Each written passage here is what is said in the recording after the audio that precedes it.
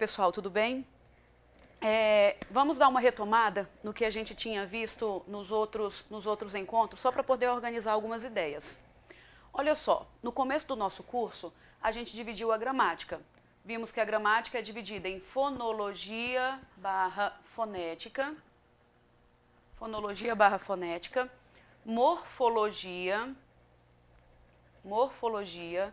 sintaxe e semântica. Morfologia, sintaxe e semântica. Aí o que a gente viu na aula passada vimos algumas informações com relação à morfologia. E acabou que a gente deu alguma pinceladinha com relação à sintaxe. Só lembrando que morfologia é trabalhar com classes gramaticais e sintaxe é trabalhar com a função dessas palavras dentro daquela estrutura.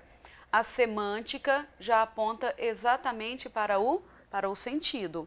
Então, a gente trabalhou o aspecto morfológico, o aspecto sintático e o aspecto semântico, ok? Aí vimos o seguinte, que com relação às 10 classes gramaticais, duas funcionam como núcleo. Quais? O verbo e o substantivo. São as estruturas nucleares.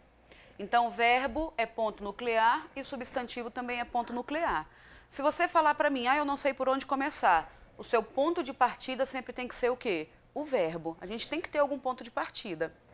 Aí nós vimos que vinculado ao verbo, ligado ao verbo, aparece quem? Aparece o advérbio. Ligado ao substantivo, as classes ligadas ao substantivo. Temos aí quem? Temos o artigo, temos o adjetivo, temos o pronome e o numeral. Então, aqui está a primeira lógica da concordância nominal. Todo mundo que estiver ligado ao substantivo tem que obrigatoriamente concordar com ele. Então, se tivermos um substantivo masculino plural, tem que estar artigo, adjetivo, pronome, numeral, todo mundo no masculino plural. Porque essas 4 classes gramaticais terão que se flexionar para concordar com a realidade do substantivo. Mas vimos na aula passada que o advérbio já é uma classe invariável. Então, todo mundo que está ligado ao substantivo, todo mundo é variável. Todo mundo recebe flexão de acordo com a realidade do substantivo. Mas o advérbio já é uma classe invariável. Então, a ideia inicial é que o advérbio ad, prefixo latino, que significa junto, advérbio junto de quem? Do verbo. A ideia inicial é que o advérbio aparecesse ligado somente a quem? Ao verbo. Mas não é somente assim que acontece. O advérbio também pode aparecer ligado ao adjetivo, ou pode aparecer ligado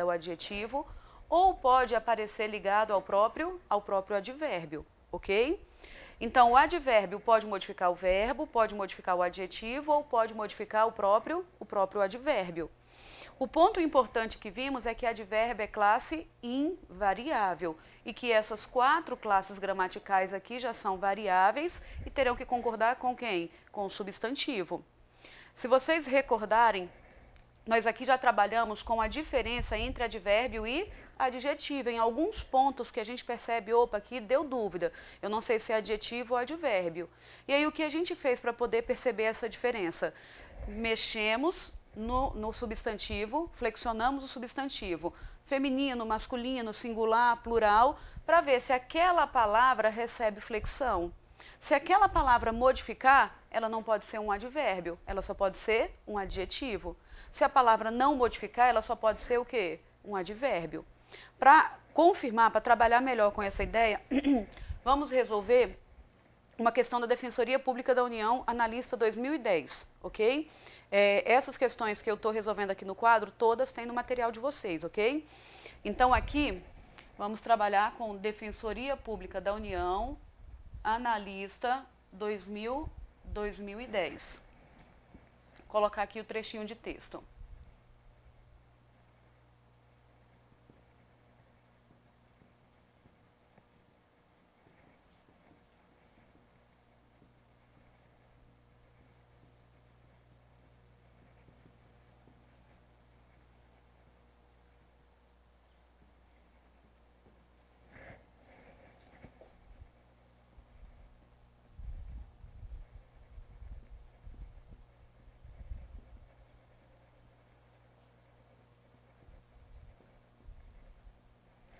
nosso trechinho de texto. Emerge cristalina a necessidade de fortalecer as instituições democráticas. O examinador sugeriu o seguinte: ele falou que se a palavra cristalina fosse colocada logo após a palavra necessidade, ele disse que não haveria alteração sintática e nem haveria alteração semântica. Então o examinador falou o seguinte, ó, tire essa palavra daqui e coloque a palavra ali do outro lado.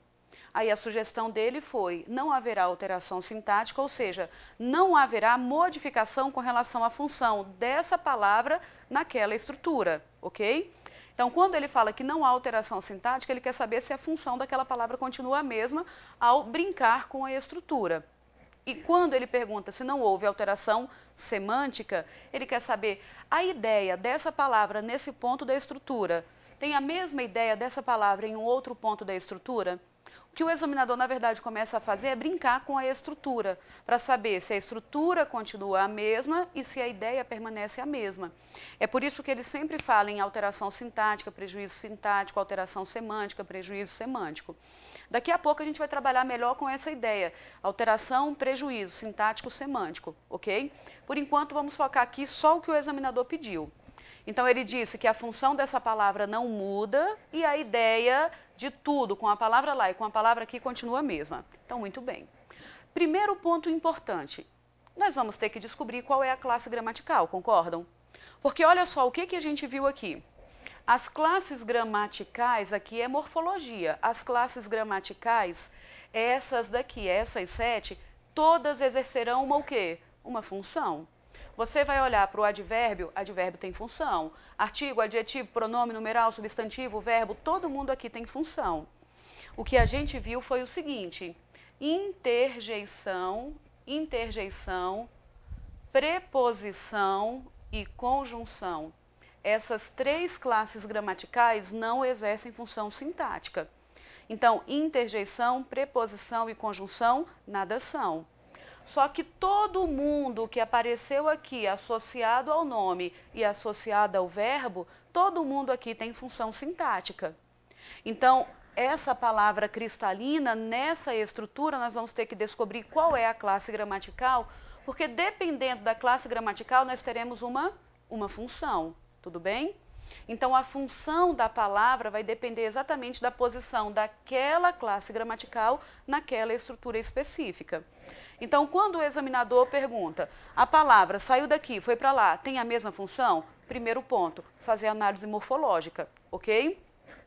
Só que primeiro a gente tem que lembrar o seguinte, uma estrutura completa e na ordem direta tem sujeito, verbo e complemento verbal. Estrutura completa e na ordem direta, sujeito, verbo e complemento verbal.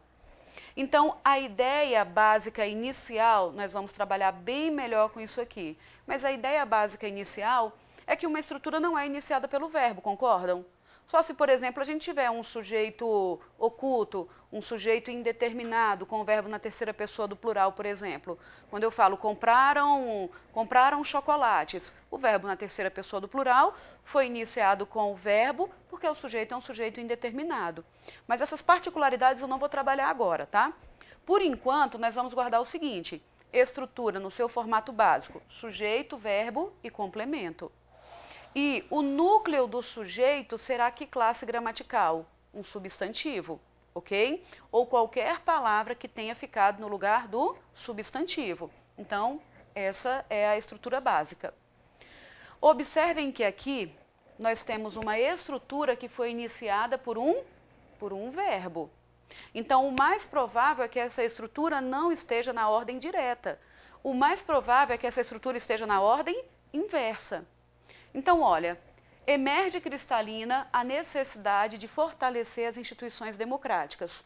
Vocês acham que essa estrutura ficaria como na ordem direta? A gente já sabe que a ordem direta é iniciada pelo sujeito e o núcleo do sujeito é um substantivo. Concordam que a ordem direta dessa estrutura seria essa? A necessidade de fortalecer as instituições